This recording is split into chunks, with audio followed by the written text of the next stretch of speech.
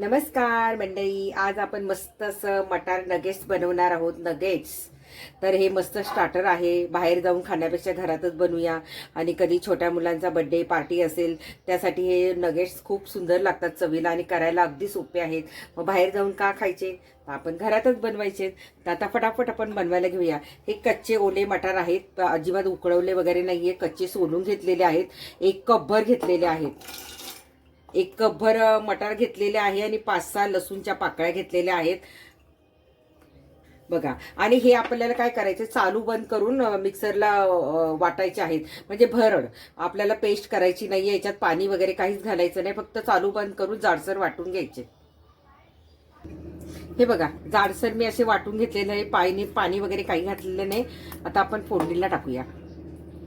आता आपण इथे एक कढई तापत ठेवलेली आहे. थोडं तेल घालायचं आपल्याला याच्यामध्ये,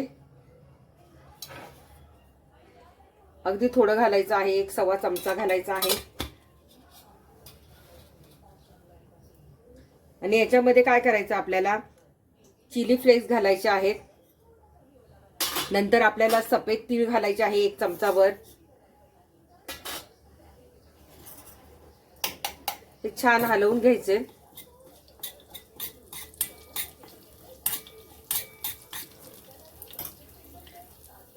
आणि याच्यातच आपल्याला मिक्स हर्ब घालायचे आहेत. हे नसेल तुमच्याकडे तर चाट मसाला घातला तरी चालेल.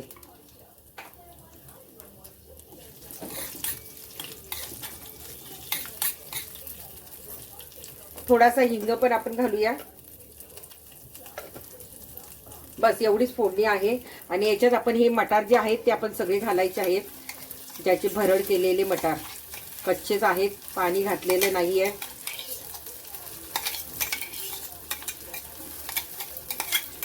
सगळं भांड व्यवस्थित पुसून घ्यायचंय आणि हे छान परतून घ्यायचेत आपल्याला. बघा, सफेद तीळ, चिली फ्लेक्स, मिक्स हर्ब नसेल तुमच्याकडे तर तुम्ही चाट मसाला घाला, किंवा पिझ्झा स्लिविंग असेल तर ते पण घातलं तरी चालेल.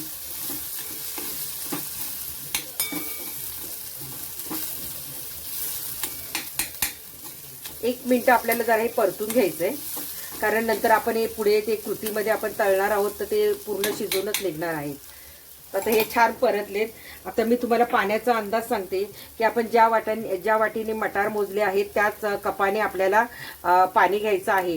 तर ते आपण 1 कपभर वाटाणा घेतला होता आणि आपण रवा पण बारीक रवा 0 नंबरचा 1 कप घेणार आहोत. तर पाणी पण त्यासाठी तेवढंच घ्यायचं. पाणी सुकवायचं नाही, तर मग आपलं जे आहे मिश्रण ते एकदम पातळ होईल. तर मी 1 कपच पाणी घेतलेलं आहे. बघा, 1 कप पाणी याच्यात घालायचं आहे आपल्याला. पाणी जास्त घालायचं नाही. आणि आता याच्यात चवीनुसार आपल्याला मीठ घालायचं आहे.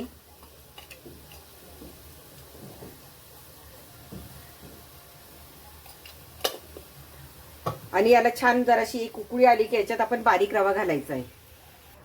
आता छान त्याला उकळायला लागलाय, तर आता त्याच कपाने आपण 1 कपभर बारीक 0 नंबरचा रवा घालायचा आहे. आणि छान हे शिजवून घ्यायचंय, सुकं करून घ्यायचंय आपल्याला.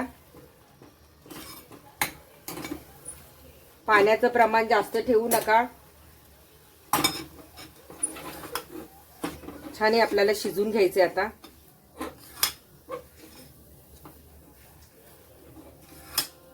असं घट्ट झालं पाहिजे ते.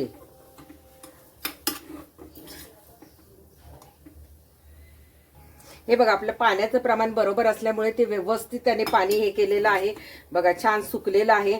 आता हे काय करायचं, आपल्याला 5 मिनिटं झाकून ठेवायचं आहे. 5-10 मिनिटं की आपल्याला हे सगळं मळून घ्यायचं आहे. तोपर्यंत आपण एक बटाटा उकडून थंड करून तो मॅश करून घ्यायचा आहे. एक उकडलेला बटाटा आपल्याला याच्यात घालायचा आहे. हे पूर्णपणे थंड होऊन द्यायचं. मी गॅस बंद केलेला आहे. हे बघा, मी आता ना काय केलं, ते आपलं सगळं सारण दुसऱ्या भांड्यात काढलं आणि पूर्णपणे थंड करून घेतलेलं आहे.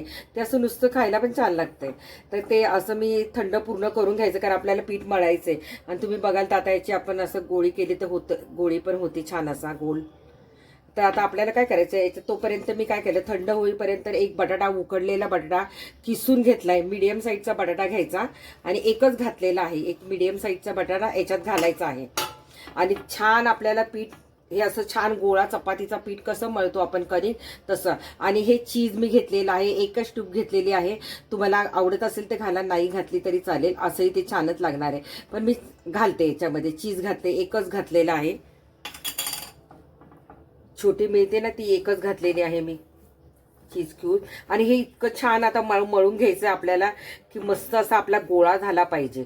आणि याच्यात आपण पाण्याचा वापर अजिबात करणार नाहीये. छान असं एकदम मळून घ्यायचं आहे आपल्याला. ते कणिक मळतो तशी आपल्याला याचा पूर्ण असा गोळा मळून घ्यायचा. याच्यात पाण्याचा वापर वगैरे करायचा नाहीये. मी छान असं मळून घेते. हे पहा, छान मी असा गोळा बनवून घेतलेला आहे. छान रगडून घ्यायचा त्याला, मस्तपैकी मॅश करून घ्यायचा चांगला. आणि आता काय करायचं, आपण याचे नगेट्स बनवायचे. तर आता तुम्हाला पाहिजे तर मी 2 प्रकार दाखवते. छान हातावर पण परत एकदा असं छान करून घ्यायचं.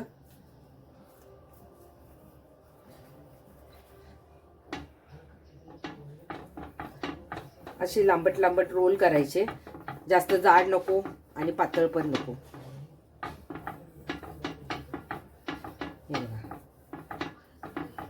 असे एकदम रोल करायचे आणि कापत जायचे तुम्ही. म्हणजे जेवढी साईज तुम्हाला हवी आहे ना तेवढं तुम्ही कापत जायचे त्याचे. म्हणजे छान ते एकसारखे दिसतात. हे बघा, आता काय करायचं, आपण सुरीने असे जेवढा आपल्याला आकार हवाय तेवढा आपण कापून घ्यायचा. छोटे छोटेच करूया आपण. हे बघा, असे छान करून घ्यायचे. म्हणजे ते दिसायला सारखे दिसतात छान असे. हे बघा. आणि दुसरे असे नसतील करायचे, हातात थोडासा गोळा घ्यायचा आणि त्याला लांबट शेप द्यायचा. पण मग ते हे असं होईल की ते असं जे आकार सगळ्यांचे सारखे नाही दिसणार, छान नाही दिसणार. हे बघा, असे पण तुम्ही करू शकता. असं ह्या पद्धतीने करा किंवा ह्या पद्धतीने करा. तर आता मी हे सगळे पहिले करून घेते.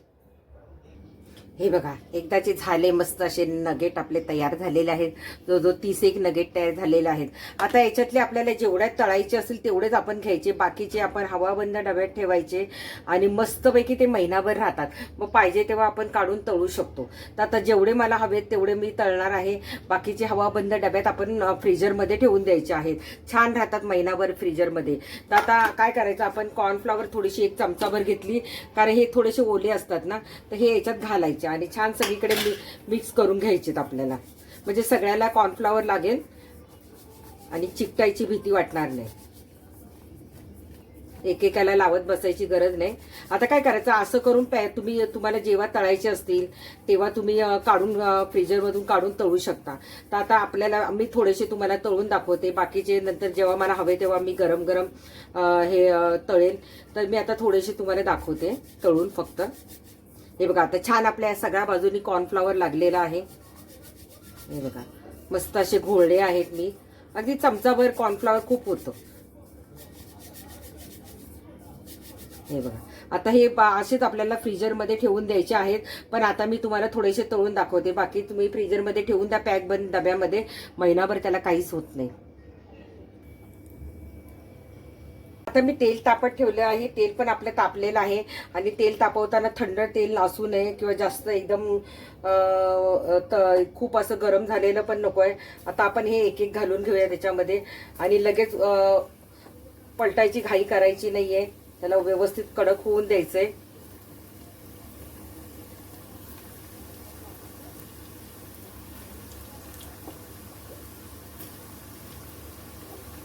आता हे आपले चांगले होऊन देऊया. जरा कडक झाले की मग आपण पलटूया. आता आपण पलटून बघूया.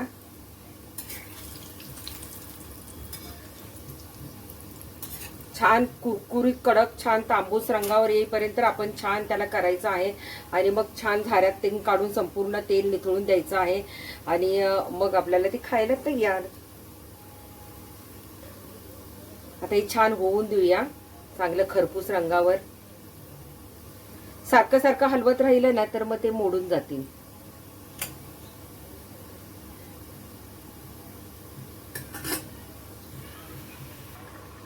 एक 5 मिनिटं झालेली आहे. आपण छान असे मस्त खरपूस तळलेले आहेत ते आहे. बघा, तुम्ही बघा. आणि हे आता आपल्याला काढून घ्यायचे आहेत. पूर्ण तेल निथळून द्यायचं आहे. आणि असेच बघा, तुम्हाला मी जवळून पण दाखवते, खूप छान झालेले आहेत. आणि असेच आपल्याला दुसरे पण तळून घ्यायचे. बघा कसा आवाज येतोय छान. तर आता मी दुसरे पण असेच घालून घेते.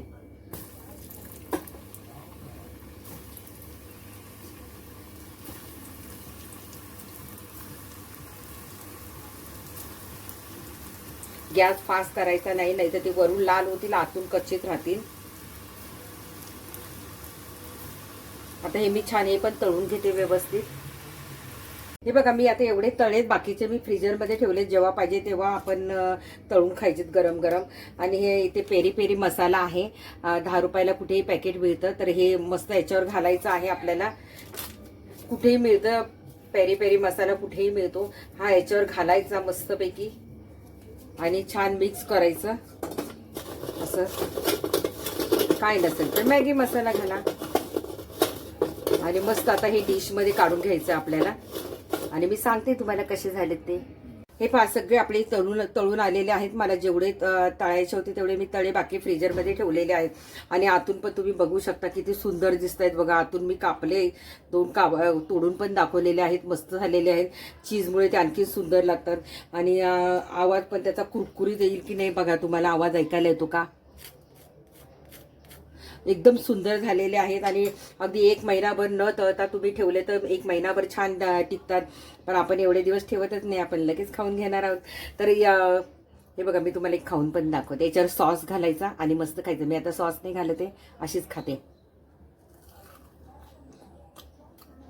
खूप सुंदर आलेलं आहे. नक्की करून बघा.